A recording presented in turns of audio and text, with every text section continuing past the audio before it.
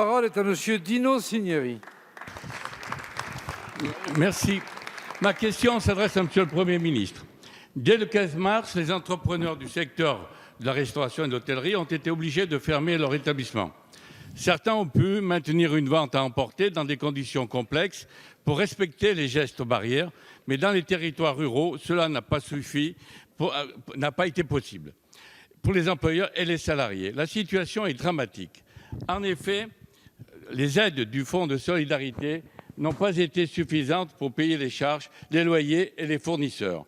Avec mes collègues députés du groupe Les Républicains, nous avons demandé à plusieurs reprises des annulations de charges sociales et fiscales massives de mars à juin, notamment pour les cafés et restaurants. Mais une fois de plus, Monsieur le Premier ministre, vous n'avez pas écouté.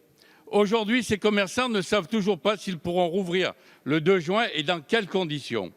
Les territoires ruraux ne pourront pas attirer les visiteurs. Si ce secteur ne peut pas reprendre son activité, c'est toute l'économie de nos villes et villages qui risque d'être frappée de plein fouet à l'approche de l'été.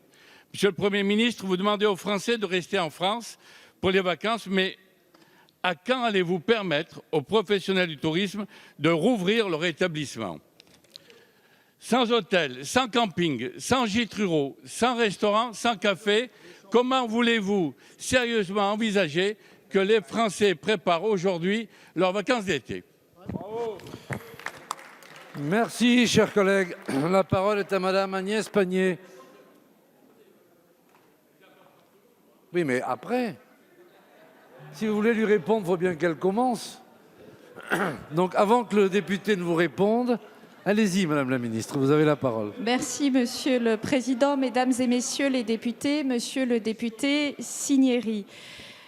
J'aurais envie de vous renvoyer au dossier de presse du plan tourisme qui a été publié le 14 mai dernier. Ça fait une bonne semaine, peut-être même 2, qu'il est disponible et qu'il vous permettra de voir en premier lieu que l'annulation des charges sociales et fiscales que vous appelez de vos voeux a bien été décidée, que 14 milliards d'euros d'accompagnement sont disponibles pour cette filière très importante. Je veux également rappeler que les hôtels peuvent ouvrir. D'ailleurs, ils n'ont jamais été administrativement fermés. Je veux également dire que le Premier ministre a indiqué aux Français qu'ils pouvaient réserver leurs vacances dans la mesure où ils seraient remboursés si d'aventure des éléments sanitaires nous amenaient à prendre des décisions qui allaient contre ces déplacements.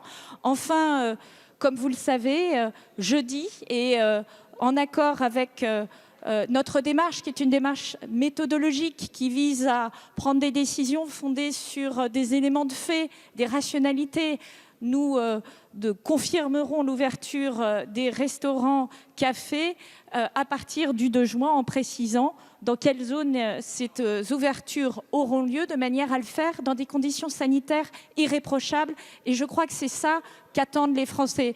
Donc je veux vous rassurer ici, je crois que l'engagement du gouvernement pour la filière tourisme est extrêmement fort, les décisions ont été prises en temps et en heure. Si je le compare aux plans qui sont aujourd'hui élaborés au plan international, nous avons plutôt de l'avance, plutôt un plan plus puissant.